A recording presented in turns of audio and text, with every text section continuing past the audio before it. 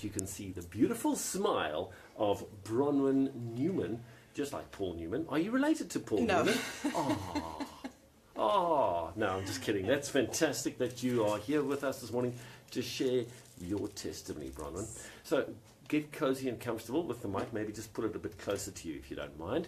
Bronwyn, how did your story begin? My story began 4 years ago.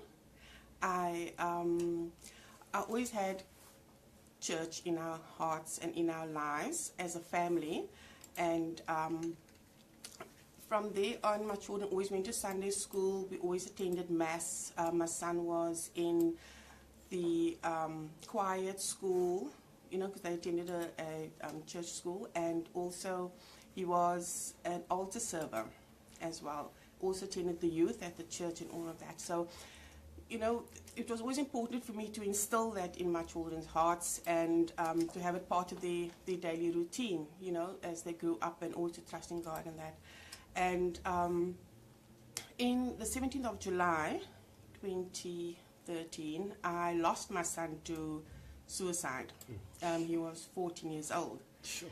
And the strangest thing is that when we went through to find him, because I spoke to him 5 minutes before he pulled the trigger, when I went there, I still entrusted God in my heart. I still said to him, God, I know that you were there with him. I know that you took his pain away. I know that you helped him, but please have him alive.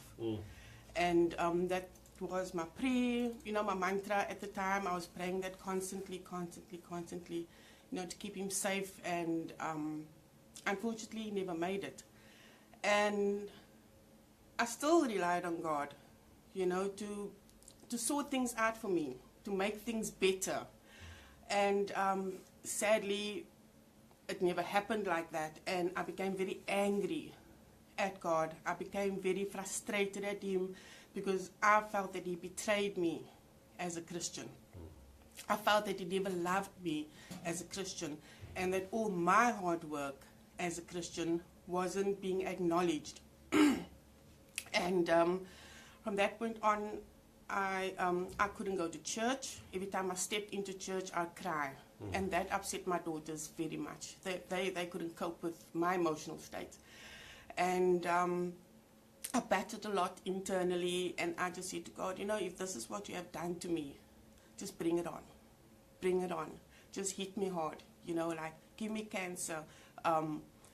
Give me anything, because now you've shown me that you have taken my son away, and I felt broken.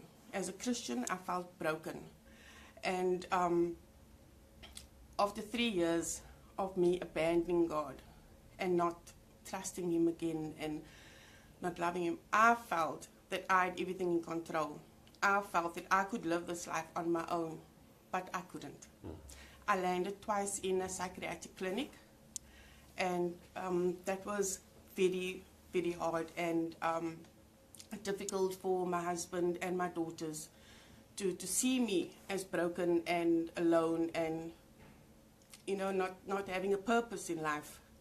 And because I've given up. I've given up on living. And it was last year with my last visit to the clinic. And I came out, and in January I had a bit of an intervention with God. And I have to thank all the earthly angels that have always been there for me over the past 3 years, because they've always brought across messages of love and hope and God's prayer, and I just didn't see it. And I always believed that music feeds the soul. That was one thing that I always believed in, and I always listened to music. And then a colleague of mine, Cindy, she's got a very strong relationship with God, and I'm sure God asked her to send me 2 songs. She sent me, and the one was from Runyans, Never Have to Be Alone, and the other one is from Hilary Scott, Thy Will. Sure. And when I listened to those songs, that is when I accepted God, and I realized that he's always been there. He's always been by my side, and as much as I pushed him away, and as much as I screamed at him and shouted at him, and the anger that I had in my heart for everyone that had hurt my son, and for this incident to have occurred in our lives, that all just fell away. And I'm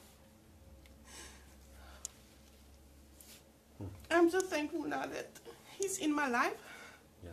And I prayed to God, and I said to him, God, give me a purpose. Why am I here? Why am I left behind? Why have you taken my golden boy, my son, from me? And he's given me a purpose.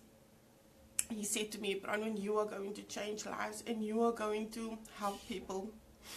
And then I was walking through the house, and I was saying my son's name, Rael.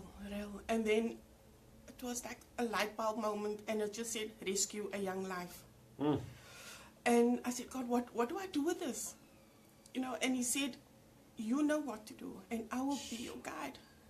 And I registered an NPO in my son's name to rescue a young life, and it focuses on teen suicide prevention. Brilliant. And I mean, I trust him with all my heart. I mean, my life isn't perfect. There's always going to be challenges. There's always going to be trials.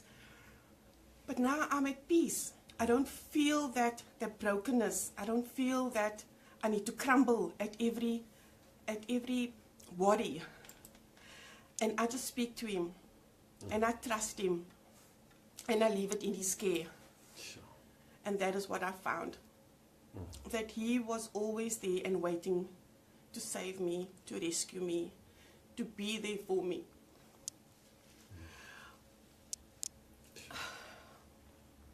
And I'm thankful because it has brought me closer to my girls. It's brought me closer to my husband. I found a sense of peace. Whereas before I had nothing. I was just an empty person with no hope, with no love, with no purpose, with no meaning. And God has fulfilled my heart with His word, with His trust, with the truth. And I am forever grateful. I know it's taken long for me to trust God, but He has taken me off my tranquilizers. He's taken me off my Alzheimer's, and He's made me strong as a person. He's given me will in life. And I know what I need to do. That is fantastic. Sure. That is incredible. And I loved what you said a little bit earlier about the earthly angels that helped you so much.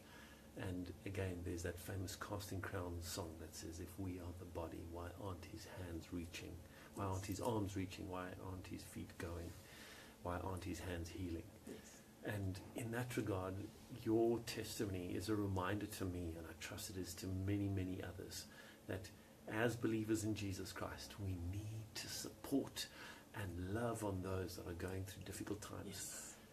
And again, I can't imagine the pain and the trauma and everything that you went through having to bury your son, 14 years of age, when he passed. I can't imagine that, and I trust that I'll never go through it, but it doesn't mean that I can't help you. It doesn't mean that I can't support you and that I can't love on you. Yes. Sure. Bronwyn, thank you so much for sharing that incredible story. Thank you for having me. If people want to connect with you, specifically with regard to the legacy that you're leaving behind with regard to Rail, what was it again it stood for? Rescue a young life.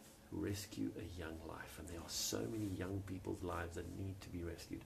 How can people connect with you? How can they get involved? Well, I do have a Facebook page. It's also Rescue a Young Life. And I do have a website, which is www.rayl.org.za.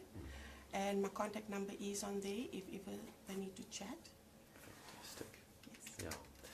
Bronwyn, would you mind just ending off with a prayer for us, for those people who've gone through similar or are going through difficult situations at this time? Sure. Dear God, our Father, please protect the youth, the young adults that are struggling to find you in their hearts, struggling to find you in their lives when they are facing trials, difficulty, challenges. I pray for the parents that have lost young children. I pray that you will be their rock, that you will be their source of comfort and love and protection and understanding. I pray, dear God, that you will always, always be by their side, and that they will know that you will never forsake them, and that they are never alone, that they need to trust you. I pray this in the Lord's name. Amen. Amen. Amen. Thank you so much, Bronwyn. And what we're going to do is we're going to tag your Facebook page, like your Facebook page, through to our breakfast show's Facebook page, which is CCFM Breakfast with Friends. Thank you so much. You're so welcome, Bronwyn. And thank you for coming and sharing your testimony. Don't you want to introduce the next song that we're going to be playing? Oh, wow. Hey? And this was not awesome. pre-planned, hey? This was pre-planned by God, but not by us. Yes, I prayed about that. I said, I wonder if Jonathan will play that song. Oh, here you go. So is won't so you amazing. introduce it, hey? What's the name Thank of the you. artist and It's the from song? Runyans, Never Have to Be Alone. There you go. Bronwyn, thank you so much for coming through. Thank you. To you, your husband and your children, be blessed. Thank you. Amen. Sure.